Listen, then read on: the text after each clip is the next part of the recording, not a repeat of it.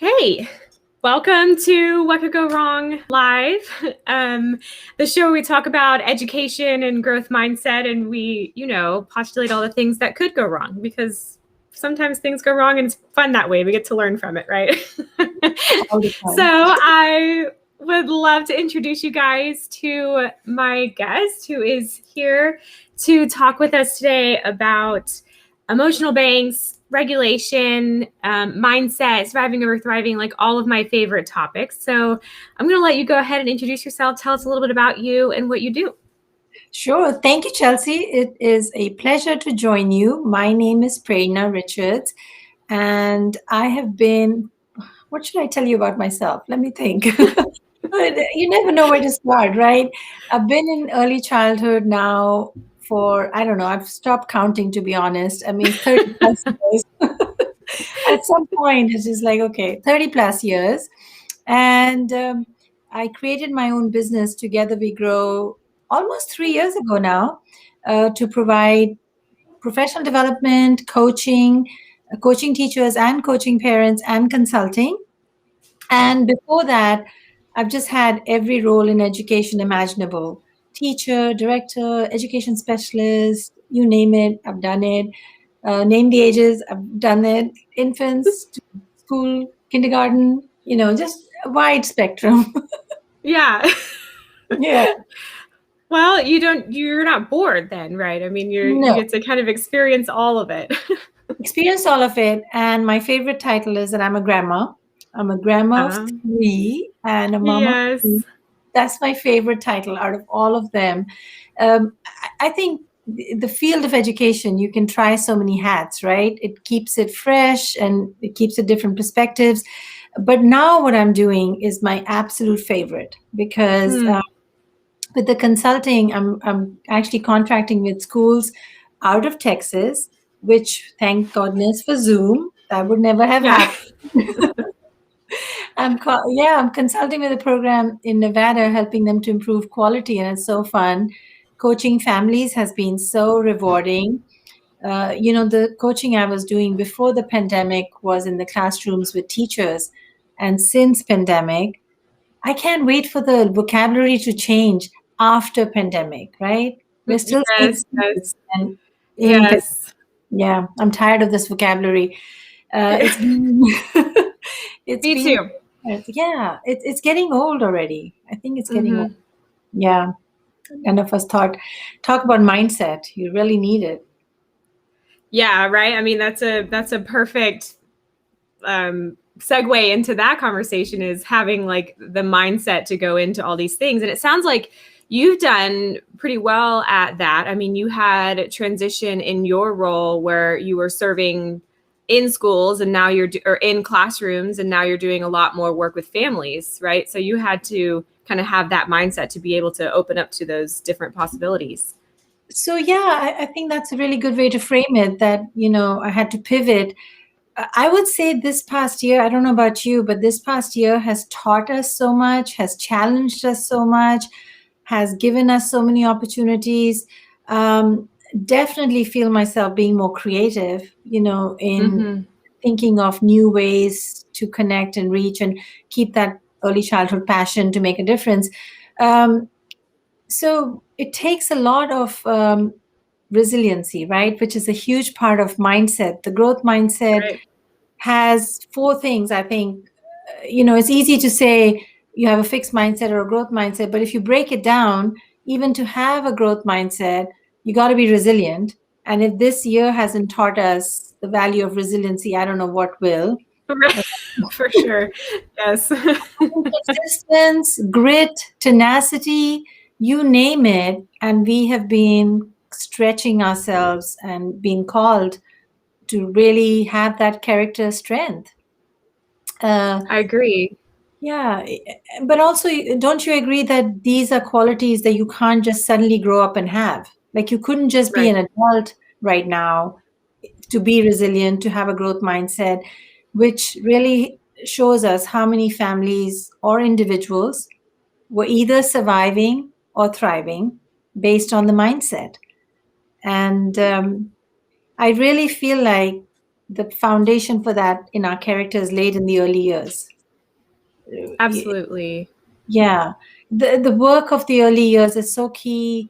And if we can instill these qualities in our children, then when the pandemic hits, you can bounce back, you can roll with it, and you can pivot, and you can regroup. Um, yeah, it's been an interesting journey to reflect and see how much we've had to change and how much we've had to adjust. I mean, yes, I think we would all 100% agree with that, right? And my background is early education. My degree is child development, and that's kind of where I came from. All my work has been in early education for the most part up until recently. And I agree that the mindset and these skills, these resiliency, and all those types of things are set for the child at the beginning of in those early years. That foundation is really set then. And that was a huge part of the mindset that we set in our staff and our teachers so that we could model that for our students. 100%. And I think the language we use for our children, it's so key, right? Even words like, you're a genius, you're a rock star, you did so well, that was amazing. Who knew gives them a fixed mindset, right? Right. Even, even using words to recognize their effort, if it's not framed properly, it could give them a mindset and they just shy away from challenges and they shy away from taking some risk. And one of the sentences, I'm sure you've heard of this, but it's so powerful to give our children a growth mindset, is the power of yet. You haven't learned it yet. Yeah. You Right. haven't mastered Right. it yet. And celebrating the oops moments, just OOPS, like other opportunities to be successful. You didn't get it this time, but you can try it next time. We can't give up. That's just not a choice. We got to figure this out. And I think that's the kind of language that helps from very young age become part of normal vocabulary, normal conversations at home. But I also feel like you do better when you know better. I wasn't Right. using this language with my daughters. They're in their 30s. Mm-hmm. I wasn't using this language with them, but I'm very cognizant of using it with my grandkids. Right. Right. Yeah.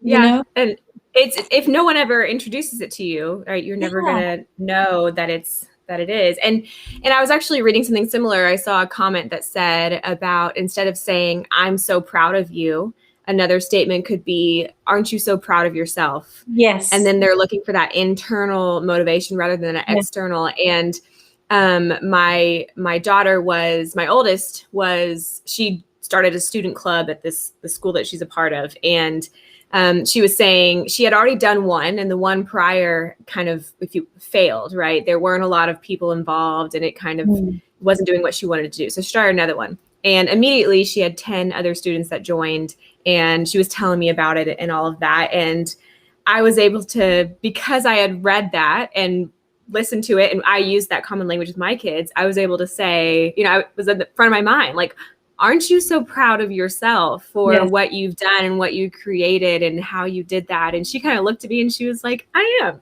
Yeah. I was in Yes, a classroom. Yeah, I was in a classroom yesterday, and this 4-year-old at the end of the day said to me, "Did I have a good day today?" And I said, "But do you think you had a good day?" And she said, "Yes, I had a good day." I said, "Well, I agree. You did have a good day."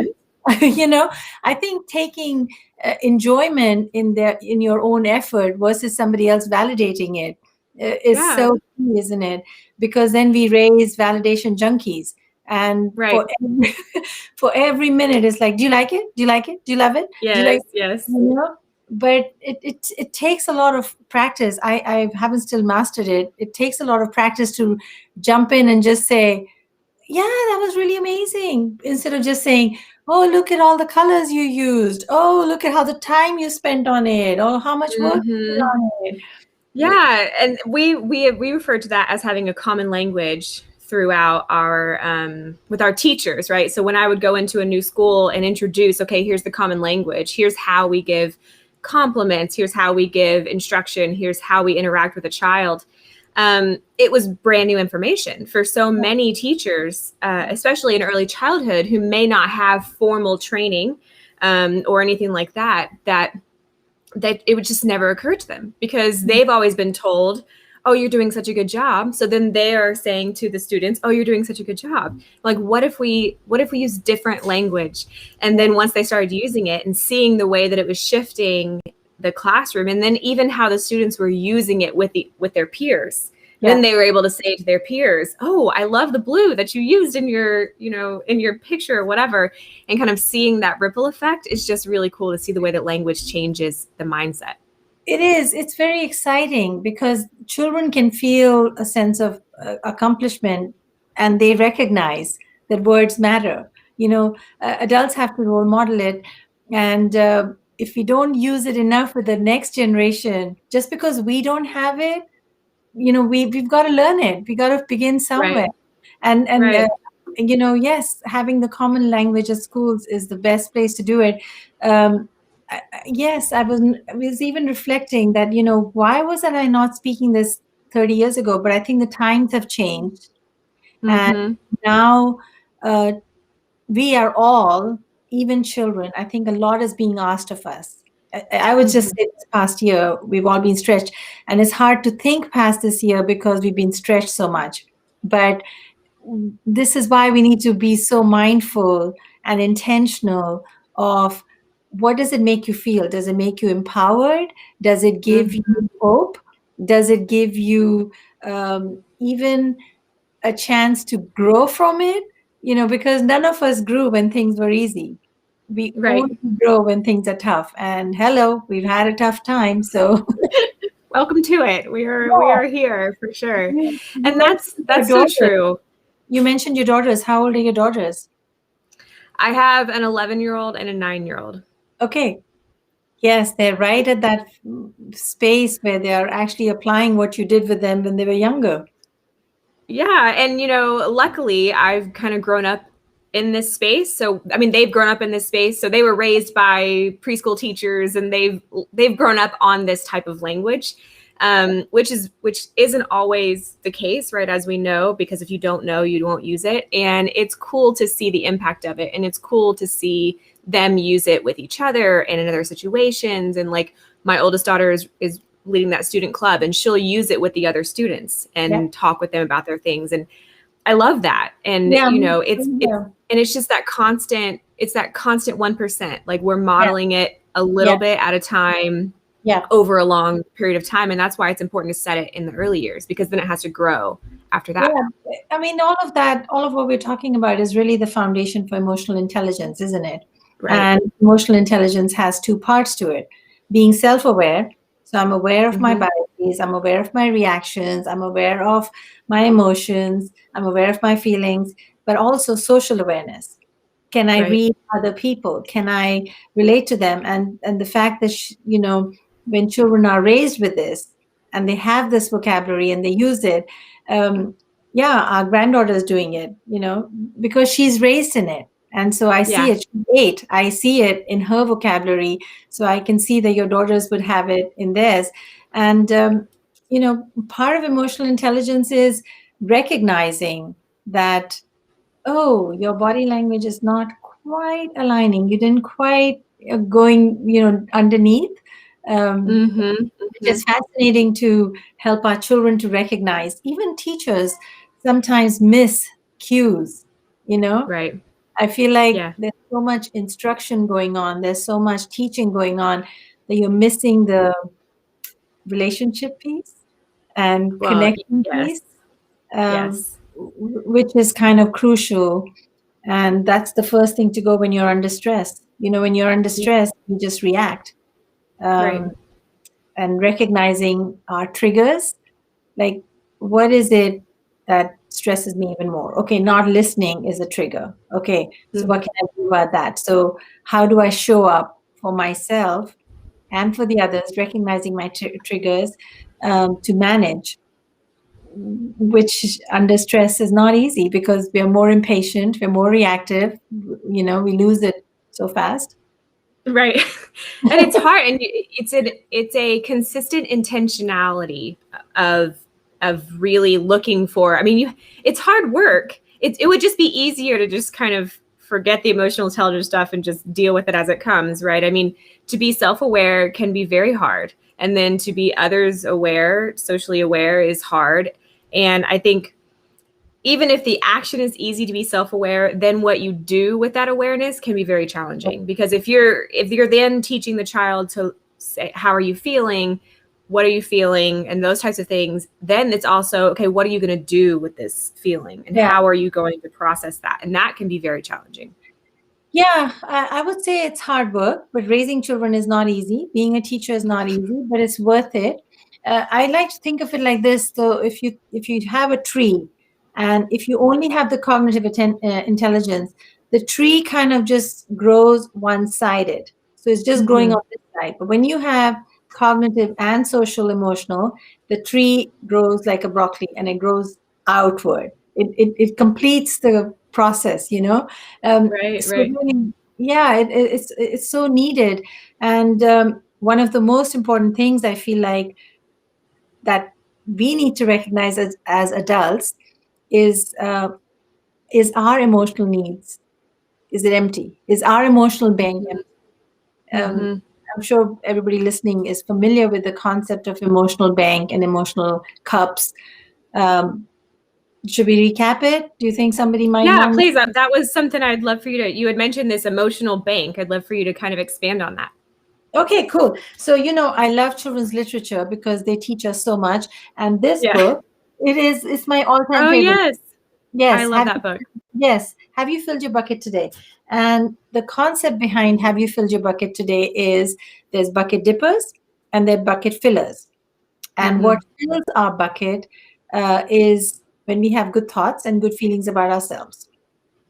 And that really is part of the emotional brain. So we have the survival brain. Everybody knows that keeps us safe. But the emotional brain is literally, you have to imagine that everybody's walking around with an invisible bucket in front of them. And if that bucket is empty, it makes a lot of noise. So it's like a piggy bank. You take a piggy bank and you drop one coin and you shake it and it makes a lot of noise. But when there's lots of coins, it doesn't make so much noise because there's not so much space to rattle around. Right. So emotional banks are almost directly related to behavior. So if you're seeing children doing attention-seeking behavior, and I like to define attention-seeking anything as whatever you're doing and you have to stop and you have to turn and you have to look and you have to provide attention on something else. That's attention. But attention-seeking behavior is a relationship-seeking need. Right. If we can recognize that any time a child has attention-seeking behavior, there's a misstep with the relationship connection here. And if we can take advantage of that, then, okay, your piggy bank is empty and you're rattling it. Okay, what can I do to fill into it? Right. It almost helps you to become a detective. It almost helps you chase the why behind the behavior, because behavior is a form of communication. Every single behavior is a form of communication. And you know this, and I know this, but a reminder for all of us, the emotional bank has 5 needs. The survival brain keeps us safe, but the emotional bank makes me want to be seen. So see me for an individual. See me, value me like an as individual. Hear me.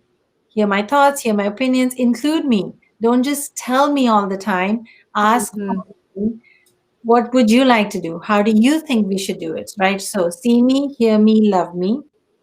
Love me is an emotion. It has to be felt. Love me cannot just be, you can't say all day, I love you, but your actions are not aligning with your words or the emotion is not there.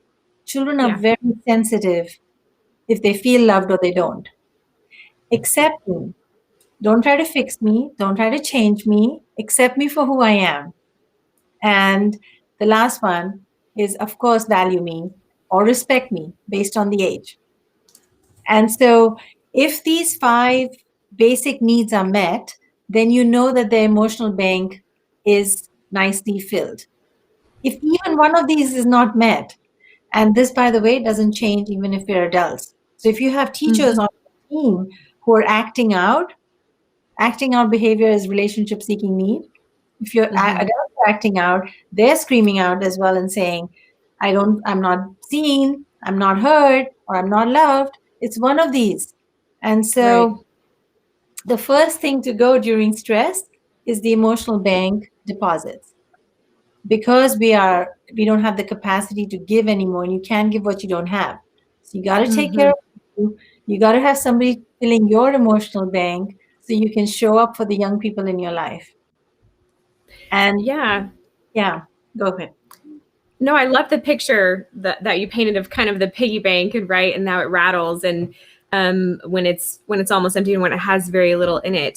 And that's a concept that we talk about a lot, and especially in parenting, um, you know, is kind of finding when we're so used to our kids and their behaviors or their responses, we can be quick to just kind of overlook any underlying pieces and just be like, shh.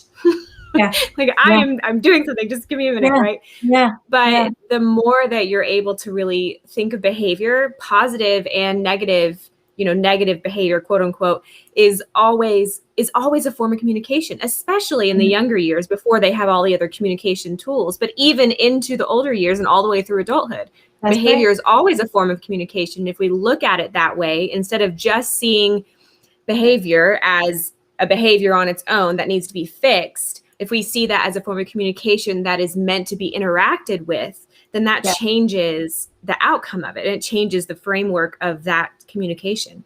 100%. Every single time. Every single time. Even, the most common is if somebody's on the phone and that's exactly when the children need the attention. This happens. This happens in Every every time. home. Every time. It's just like, what is it with this? I think it's because they need to know that, that you can still connect with them. And I've even had people say, I've tried this to my granddaughter, like giving her a finger to hold or a pencil to hold.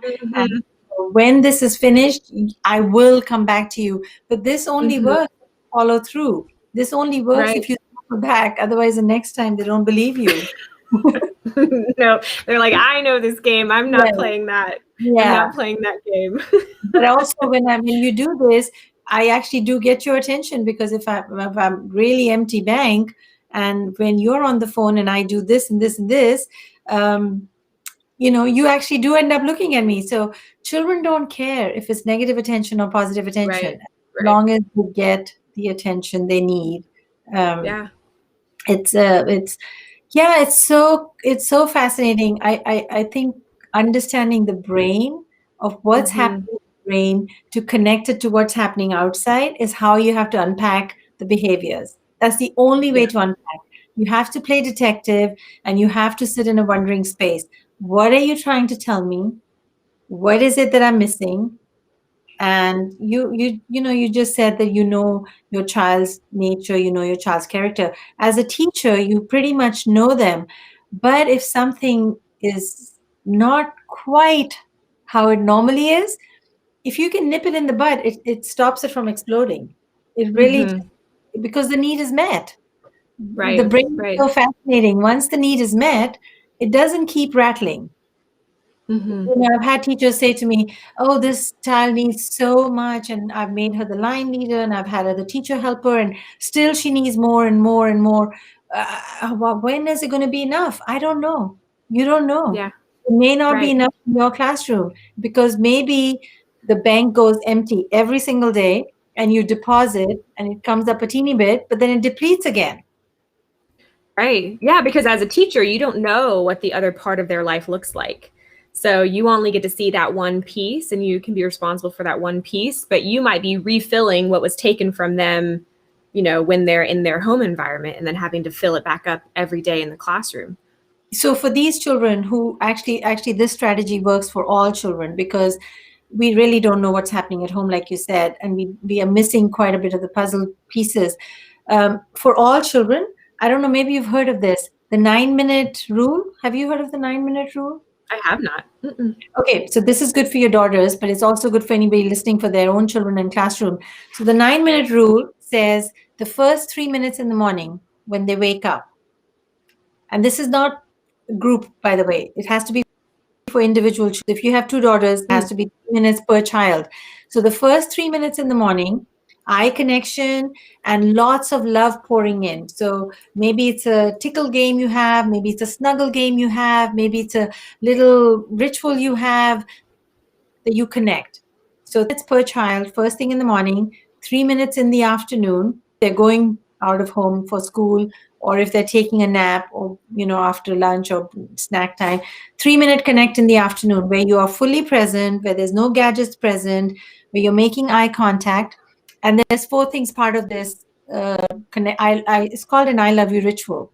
So the I love you ritual Mm-hmm. has eye contact, touch, fun, and presence. So you got to have something fun. You're touching each other, you're making eye contact, and it's something playful and it's something fun. And 3 minutes at night. So this 9-minute rule is absolutely incredible how it deposits in the emotional bank intentionally every day. And for the children in our classrooms that you feel like I've given you so much attention and you're still empty, start Right. doing something like this on a regular basis. And I promise you the behaviors will reduce. I promise you the connection will be deeper, the relationship will be deeper. Because you're doing it in an intentional, consistent, regular way, you're depositing in the bank. So your balance comes Mm-hmm. up. Your balance comes up quite nicely. Yeah, I love that. I love the intentionality of it, and like the frame around, okay, we're going to be present in for this time. That's a really important piece, because even if it's 3 minutes of intentional focus, seems little, but it's better than like a half focus here and there, half focus here and there, is just to do that intentional focus.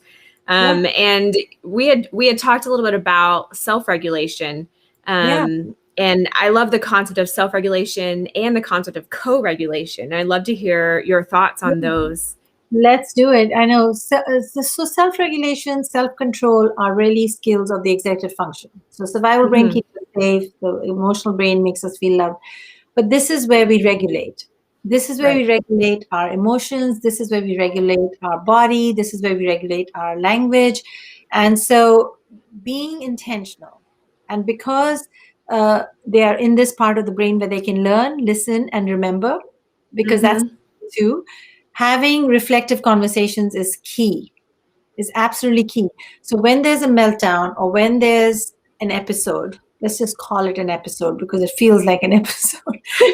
Yes. When somebody loses their emotion control and they just, have lost all regulation.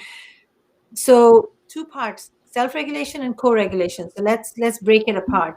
Once you had an episode, reflecting on it and asking the child's perspective, what happened? So no Mm-hmm. matter what the age are, even 2.5, 3 can tell you what happened. They Yeah. know what happened. And if you listen to their perspective, what happened? Oh, so-and-so wasn't sharing, or I really want, I'll tell you an example, the toddler classroom. So this little girl, she was 2.5, she wanted the bike at the door frame. She was fussing. She said, I want the bike here. And the teacher was like, but we can't have the bike here because we can't close the door. And she's, but I want the bike here. Like seriously, she was losing it. And so, so her teacher started breathing. So that's one of the first things to do with Mm-hmm. co-regulation. So the teacher started taking deep breaths, not telling the little one to take deep breaths, Right. but she started regulating herself because she's like, I've already said it 4 times. The bike cannot be here. Like this is Right. a Right. stupid argument we're having right now. So she starts breathing, and the little girl, there's a direct connection when our stress comes down, we downshift our calm, right? Instead of Mm-hmm. uploading your stress, instead of being reactive, she downloaded her calm. So the little girl, was mirroring her. So the mirror neurons were kicking in. Mm-hmm. She started doing this. Mm-hmm. And when she calmed down enough, she said, so the teacher tried one more time. She said, so Natalie, we're going to move the bike just outside because the door cannot shut. And so, do you want to try closing the door? So now she's giving her a chance to kind of figure this out. And then she agreed that she, didn't need to do that. When she was calmed down, the teacher circled back with a reflective conversation. What was that about? And she said, I really wanted it there. And she said, I understand. But the next time when I tell you something, you might want to listen because we couldn't close the door. You found out for yourself. So having a reflective conversation, what happened? and what to do the next time. So now you're developing critical thinking skills. Now Mm-hmm. you're developing reflection, action and reaction for the next time. With children, it's going to take many, many chances to have reflective conversations, to have learning happen and strategy for the next time. But Absolutely.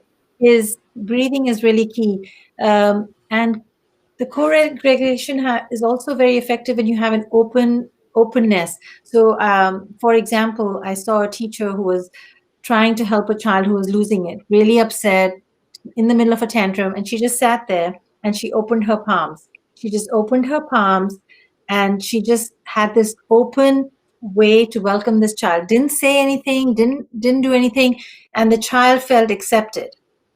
And the child walked towards her. She held the hands, and the breathing happened. And when the child was calmed down enough, okay, now can you tell me what happened? He took Mm-hmm. it from me and I wanted it and this and that. Okay, what can we do the next time? Okay, maybe Mm-hmm. we can put the timer on the next time. So you come up with strategies for the next time where you reflect. Yeah. Uh, Go ahead.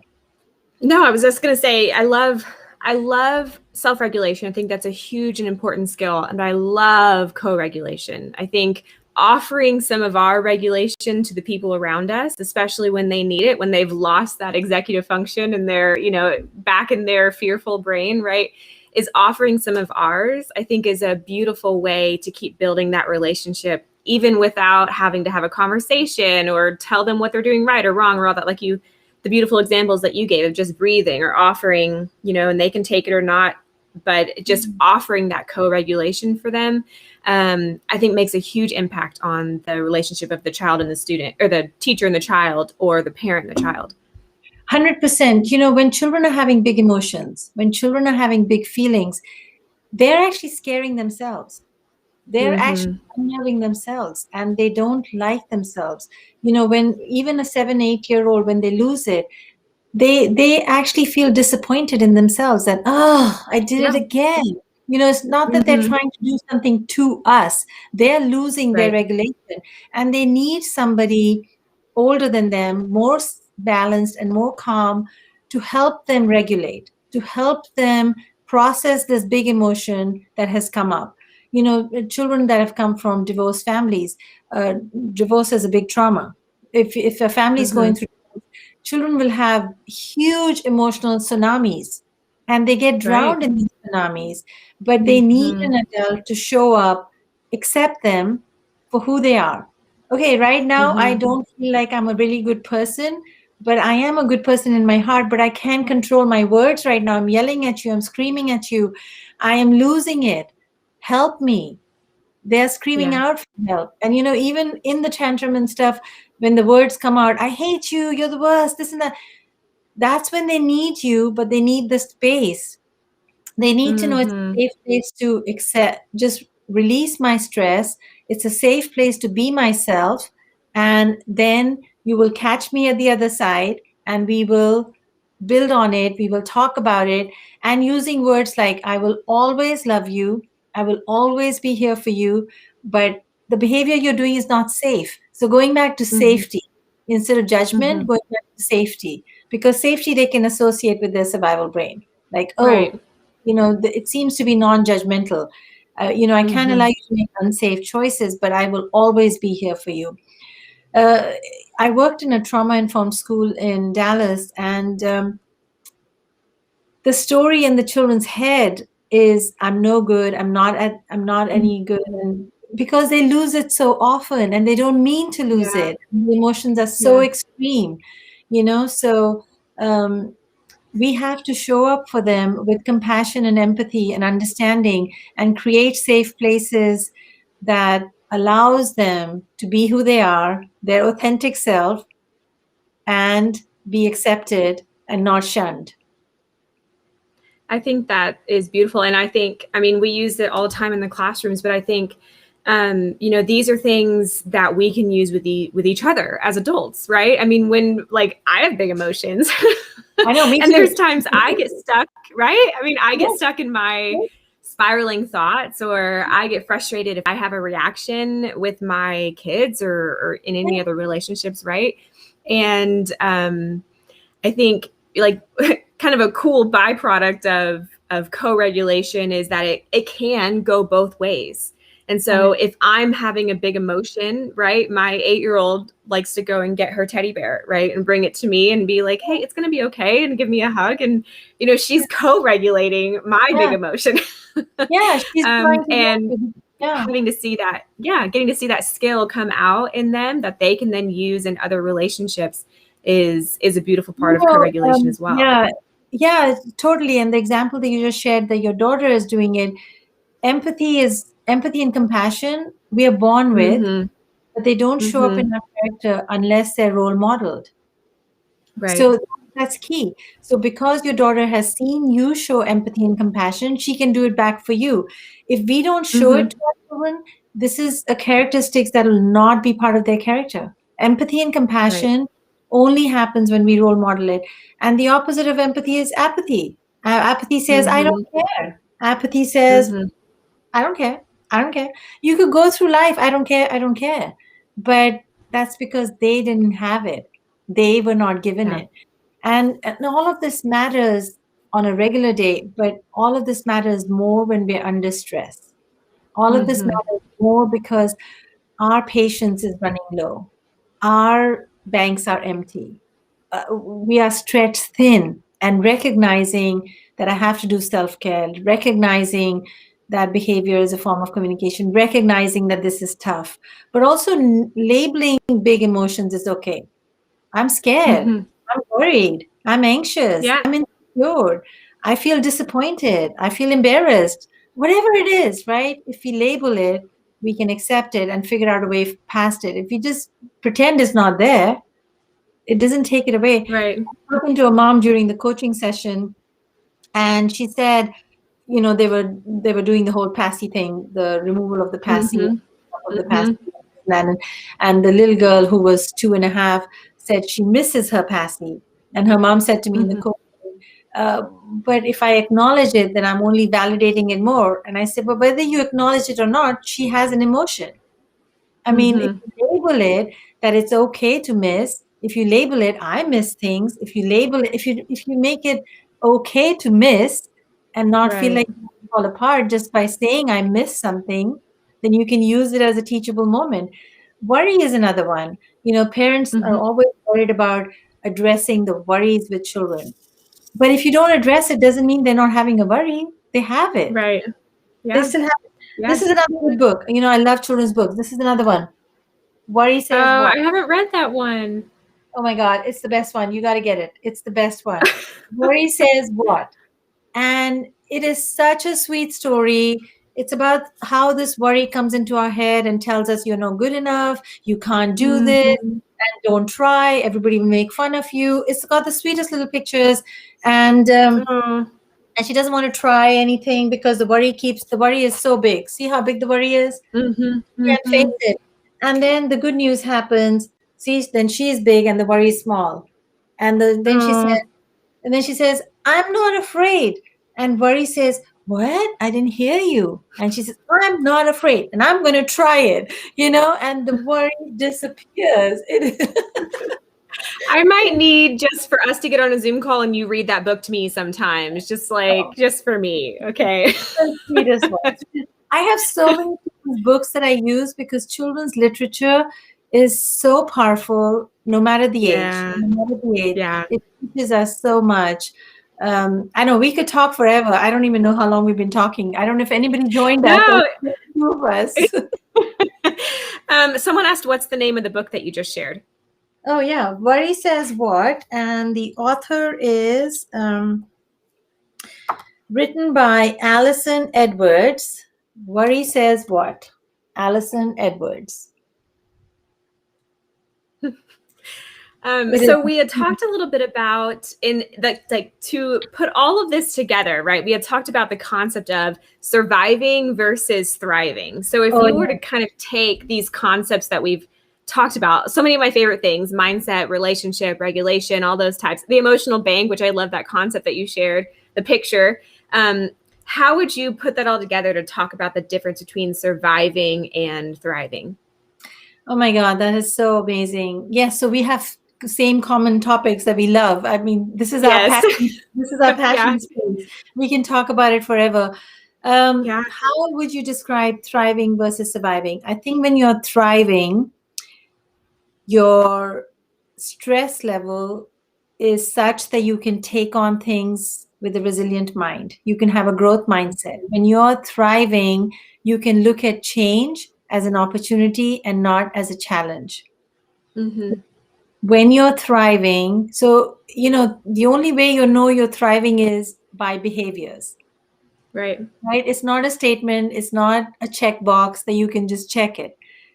So if you can look at opportunities, change as an opportunity, or if you get overwhelmed with change and you feel that it's challenging and you give up, do you take safe risk? Do you think critically, creatively?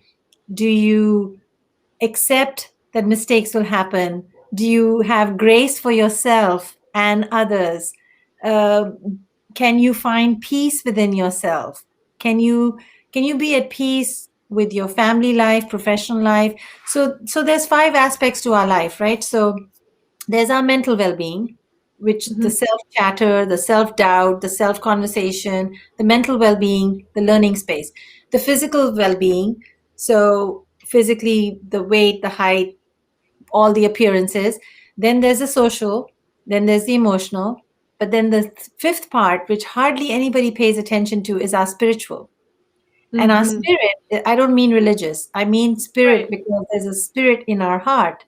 And Mm-hmm. when we are silent, when we can introspect, when we can learn from our mistakes, when we can not feel guilty, but look at this as a mistake and move past it, when we're able to let go and forgive and go past things, that's when you know you're doing your best work. And that's when you know you're thriving versus barely surviving. And the opposite is true. Mm-hmm. If you're barely surviving, you don't have the bandwidth to do this for yourself and others around you.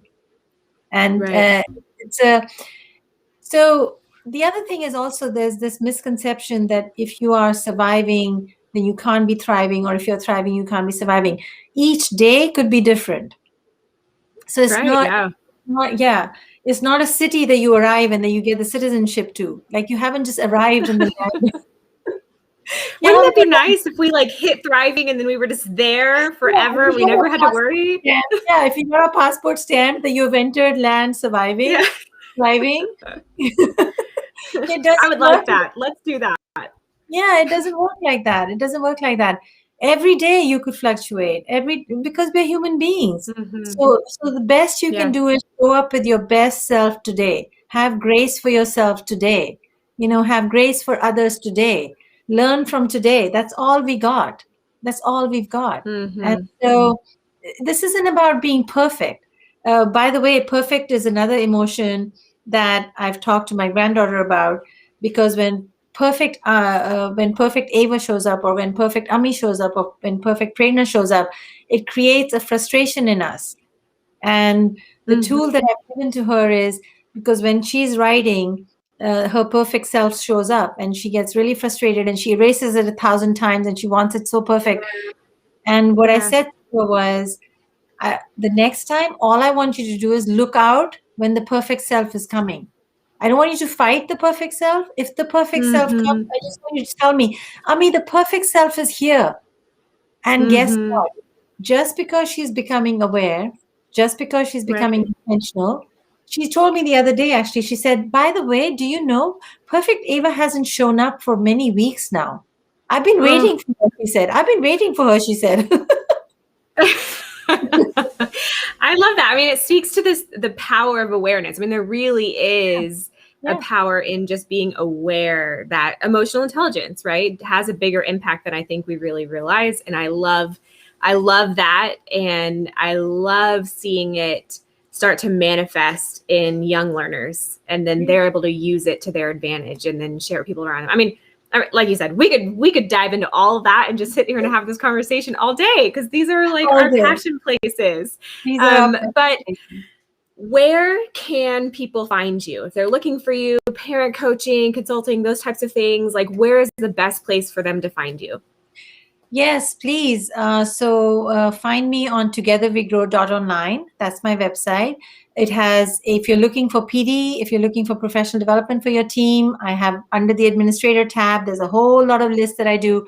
But my secret sauce is social, emotional, mental well-being and behaviors. And I can brain the neurology, the neuro Mm, development, the brain development, just passionate about that and aligning it to how that shows up as leaders and teachers and parents. mhm, So for the PD or consulting, if you're improving quality or if you're having challenging behaviors in your classroom, entire school, one classroom, or if you're a parent listening and you need help, 30-minute free consultation is what I offer. Find it on my website, togetherwegrow.online. I'm also on social media, Facebook, LinkedIn, Instagram. But that's it. I'm not doing Twitter. I'm not doing others. It's just too much. It's just too much. too Yeah, I much. feel you on that. Yeah, it's too much. And so, yeah, I would love to hear if this resonates with somebody and just know that you're not alone, right? So reach out for help, reach out for support. And I always tell my parents who go in for coaching or even teachers or directors who get a coach, you're actually showing up for the children and you're actually an advocate.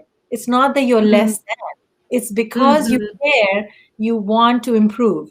And we all Yeah, do better when we know better. I mean, seriously, yeah, I'm still learning. I think yeah, every day I learn something new. And every day. then that's a good day. If you learn something new, that's a good day. Right. Well, thank you so much for coming on and talking about this. I mean, this is, again, favorite topics of mine. I love talking about social emotional well-being and brain science and all that type of stuff, especially as it relates to early childhood. So these are all my favorite things. I get to host this through Restream, which is really cool because it's been broadcast on YouTube and LinkedIn and Twitch and Facebook and all those types of things. So thank you, Restream, for getting to do that because I don't have the skills to do that on my own. So I get to use Right. other people for that. Yes. But thank you so much for hanging out with us today. Thank you for sharing your wisdom and your knowledge. And we will see everyone on What Could Go Wrong Live next time. Thank you, Bye. Chelsea.